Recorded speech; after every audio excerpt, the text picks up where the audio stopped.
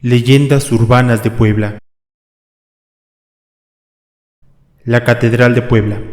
La Catedral de Nuestra Señora de la Inmaculada Concepción empezó a construirse en 1575 y fue consagrada el 18 de abril de 1649, construida por el maestro Carlos García Durango. Se cuenta que en su construcción, los trabajadores pasaron 30 días tratando de subir una campana que pesaba alrededor de 8 toneladas. Sin éxito, una noche se fueron todos a casa después de su jornada laboral, y el guardia que se quedaba vigilando la construcción se quedó dormido. En su sueño profundo, visualizó varios ángeles bajando del cielo para recoger tan pesada campana y colocándola en su sitio a lo alto de la catedral. Al despertar, escuchó los repiques de la campana y quedó en shock al percatarse de que su sueño se había cumplido. Nadie supo cómo en esos entonces se pudo subir esa campana de tanto peso, por lo que todos creyeron al guardia. Debido a esto, actualmente se puede ver que la catedral cuenta con 5 accesos: el gran atrio, rodeado por 58 ángeles y 10 campanas, de las cuales la más grande es llamada Santa María de la Concepción, todo en honor a aquel sueño, que ahora se transformó en una leyenda.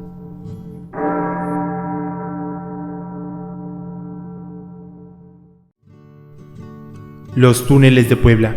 Se cuenta que en Puebla existe una gran cantidad de túneles que conectan de un sitio a otro.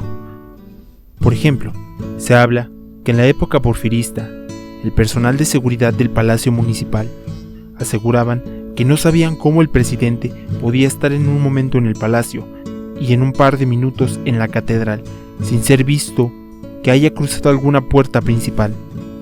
Otra leyenda dice que en aquel entonces existían 2 casas gemelas. Actualmente, una de ellas es donde se encuentra ubicado el periódico El Sol de México. En la otra, un joven aseguró que existía un tesoro enterrado, así que se hizo la excavación y se encontraron con un túnel que conectaba con la cisterna de agua del vecino, mismo quien aseguró haber encontrado ese túnel cuando hizo la cisterna. Otro ejemplo es que en el cerro donde está ubicado el basamento de Cholula, en la parte de hasta abajo, se encuentra una serie de túneles con acceso al público. Sin embargo, muchos están cerrados y aseguran que los mismos conectan con todas las iglesias del lugar. La China Poblana. Se dice que con Diego Carrillo de Mendoza y Pimentel, quien en ese entonces ostentaba el cargo de virrey en la Nueva España, mandó a traer una joven mujer procedente del continente asiático para convertirla en su dama de compañía. Durante el viaje que la jovencita hizo desde China hasta el continente americano, fue raptada y trataron de venderla. Sin embargo, la chica escapó y logró llegar a México.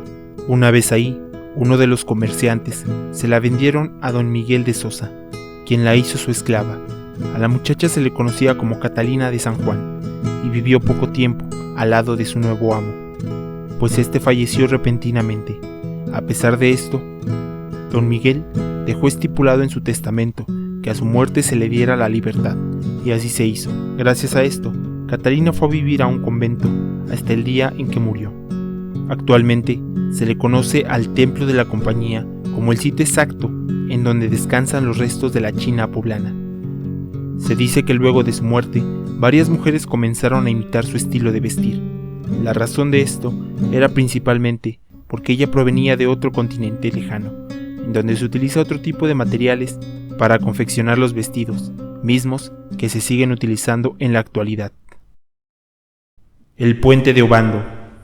Este puente del Boulevard 5 de Mayo, que atraviesa el río de San Francisco, cuenta la leyenda que la familia Obando, una de las más ricas de Puebla, mandó a construir el puente Obando.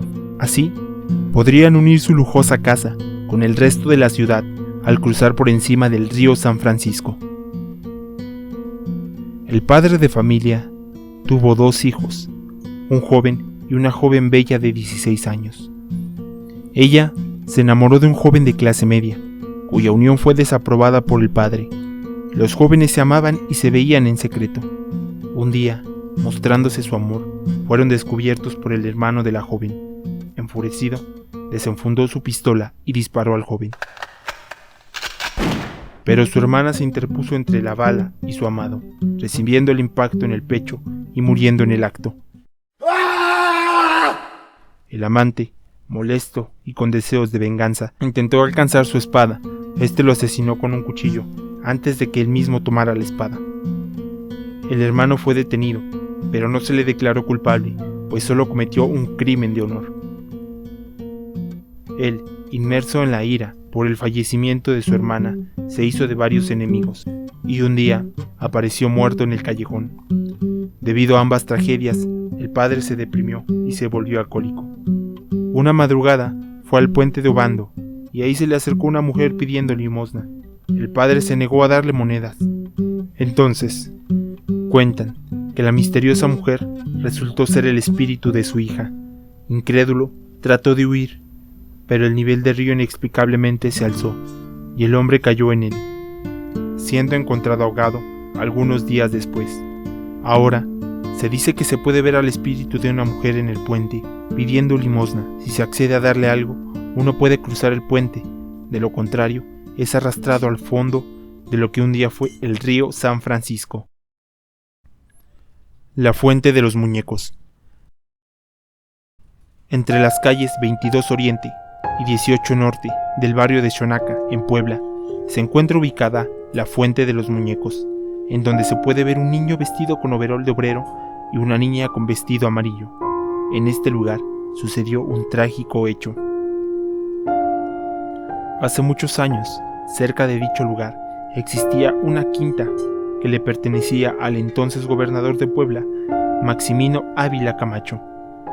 En esa residencia de verano trabajaba un hombre que vivía ahí con sus dos hijos, que tenían 6 y 7 años, respectivamente.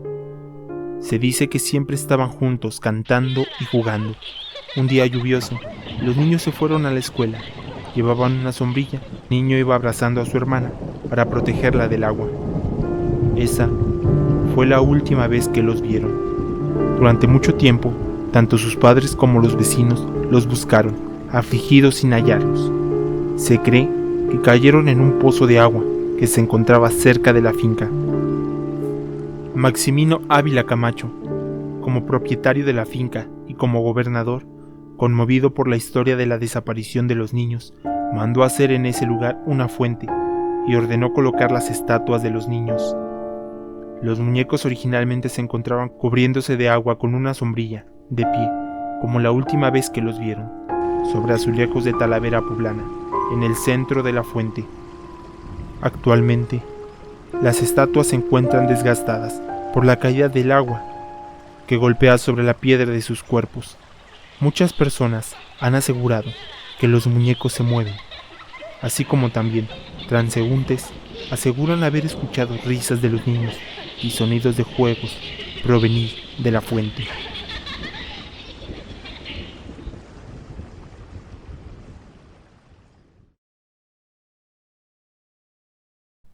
Las almas del Museo San Pedro.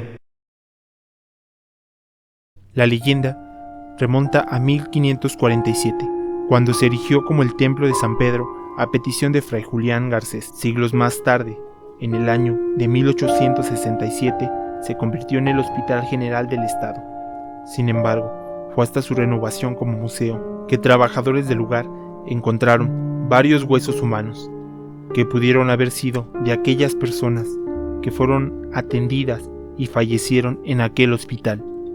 Quienes laboran en el museo aseguran que en los pasillos y habitaciones de la excancha de San Pedro se oyen los lamentos de los enfermos e incluso han sido testigos de siluetas y sombras de las almas que deambulan por las noches. Las monjas del exconvento de Santa Mónica. A pesar de la belleza que representa este exmonasterio, los relatos que esconde entre sus muros son bastante oscuros. Se dice que una mujer de nombre Úrsula Vega abrió en 1609 una casa de reclusión para mujeres a modo de reformar su comportamiento.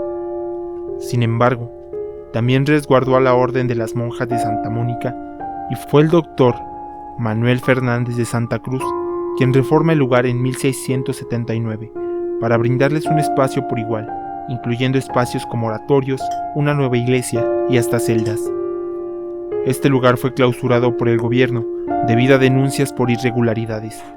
Se dice que las monjas y las mujeres que habitaron este espacio religioso sufrieron confinamientos y castigos inhumanos, a modo de infligir sufrimiento relacionado con el amor a Dios, o simplemente por no seguir las normas religiosas.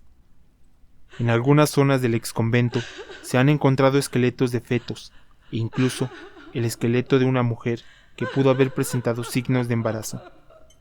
Trabajadores y visitantes han reportado la aparición de una mujer vestida de blanco en los oscuros y lúgubres pasillos de este recinto.